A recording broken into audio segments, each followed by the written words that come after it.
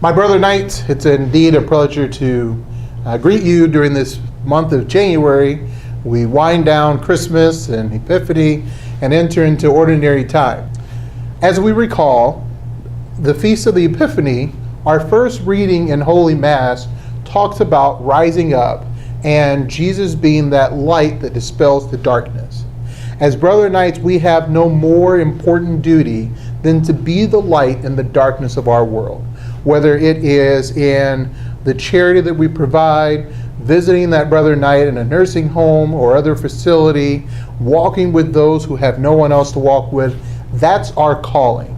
And I want to challenge you during this month of January to find how you can be the light for someone else's darkness. In a particular way, let me talk about two very important groups of people in our faith communities that oftentimes maybe we neglect to reach out to. The two groups of individuals would be our high school girls and our high school boys. I think high school, I know from experience as having a son who just left the high school world, that high school time in a person's life can be challenging. It can be one where they are questioning themselves, they're questioning what they believe, they have all these different pressures of what to do after high school, what clubs to be a part of, what groups to be associated with. We as brother Knights have to be the voice of good. We have to be the voice of truth.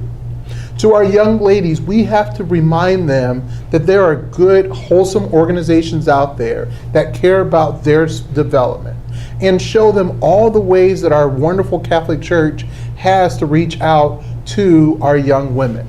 Get them engaged in some activity where they can see the fullness of their faith in their everyday life. From a selfish internal perspective, it oftentimes are young ladies that become wives that encourage us as knights to do the great work that we do. We have to begin at that high school age to share with them the great work that we as Knights of Columbus do, so that when they enter in those relationships with their future spouse, maybe a boyfriend or fiance or their new husband, and if he's not already engaged in the Knights of Columbus, we now have one more advocate as to why we're the organization that they should have experiences that will last them a lifetime. For the young men, we have a number of tools in our toolbox to reach out to them and engage them in how we put our faith into action. One way of particular note I want to highlight are our high school graduation cord program. We began this last year where we identify young high school seniors that are about to graduate from high school, and we encourage them to join the Knights of Columbus, and we incentivize them at a state level by presenting to you to present to them a blue and red set of graduation cords. Maybe your council did that last year. If not, I encourage you to consider adding that to your toolbox of things you can do to reach out to those high school seniors.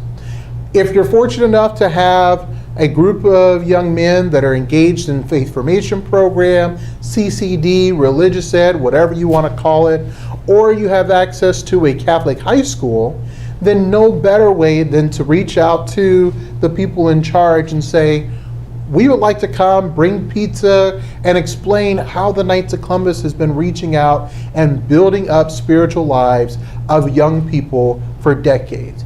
Explain to them the 240 college council programs we have across the U.S., Mexico, and Canada. We have some in every state in the United States. So there's not a single university campus that's too far away from a Knights of Columbus College Council. Encourage them to join now so that they can experience putting a faith into action through faith, family, community, and life right away, and not wait until they become a husband and a father later down the life. So consider at this meeting this month how you're going to reach out and be visible and share that light with the young people in your parish. From a fraternal standpoint, Know that January is the month that two very important forms are due. One, your annual survey of fraternal activity. It highlights what accomplishments your council has been able to share with your parish and community during the 2019 calendar year. The second being that partnership profile form for Special Olympics. As a state, we receive additional funding that we then donate to Special Olympics Iowa, 100% based off of the number of forms that get turned in. We have a goal of 100%, which would be 242 forms turned in. I need your help.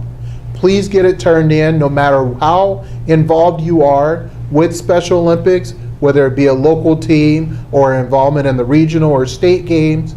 Please get that turned in no later than January 31st so that we can get the most amount of money to donate to Special Olympics Iowa. I thank you for all the work you do as we rise up and share God's joy. Know of my prayers and support for you and your members. If ever there's something that the State Council can do for you, if there's an activity you would like for us to be at, a membership drive, a fish fry, a free throw contest, hit me up on the email at the bottom of the screen right now, statedeputy@iowakofc.org. May God bless you and keep you, and Vivat Jesus.